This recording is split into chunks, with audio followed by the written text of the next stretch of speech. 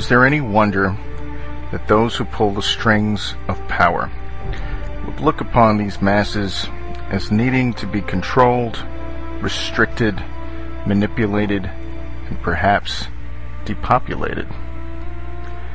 However, that would simplify what is at play in our society. Those who have no wise guides to whisper in their ears and yearning mind turn to societal observation to understand not only what we must do to reach success, but what society defines for us collectively as being successful. Many have undoubtedly observed that we must step on others to climb the ladder of success. To be truthful, fair, and concerned with others is weakness and a hindrance to climbing that ladder. It saddens me deeply that our nation has lost its moral compass and thus its way. If we as a society continue to reward the liars, cheats, and criminals, then how can we not expect a reflection to appear in our people?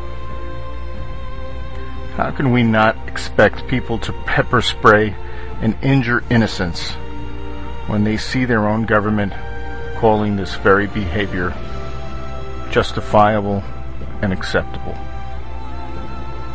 What else can we take away from this observation of mass hysteria?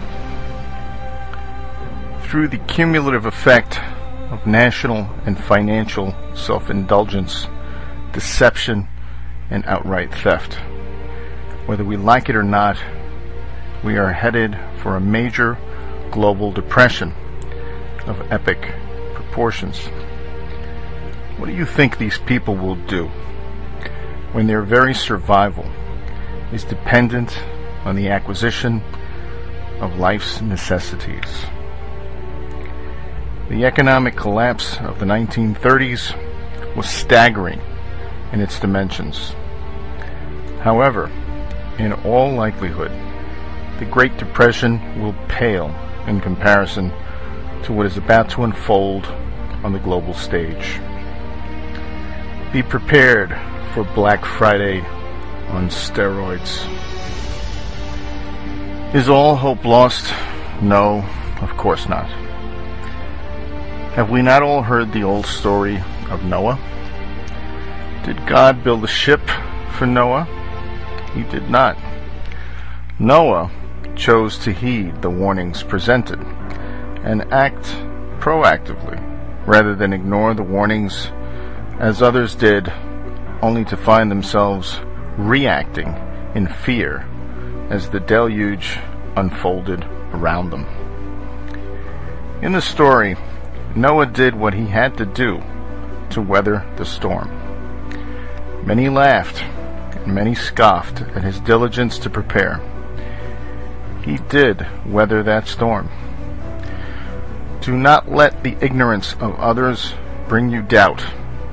Do not despair when friends and family do not heed your warnings. Our lives have always been about our choices and the consequences of those choices. We must all do what we feel is right. Do not take my word, of course. Open your own eyes and look around you. See with your own discerning eyes the magnitude of the problems, the social unrest, the ineptitude of those charged with its correction, and extrapolate for yourself what is the likely outcome. You'd better hurry. The time is drawing near. Like Noah, those who act proactively will always be more prepared on many levels. It is time to live simple and enjoy the things in life we most neglect, ourselves and those we most care about. As was stated by William Henry Channing, to live content with small means, to seek elegance rather than luxury, and refinement rather than fashion, to be worthy not respectable, and wealthy, not rich. To listen to stars and birds, babes and sages, with open heart. To study hard, to think quietly, act frankly, talk gently, await occasions, hurry never. In a word, to let the spiritual, unbidden, and unconscious grow up through the commons. This is my symphony.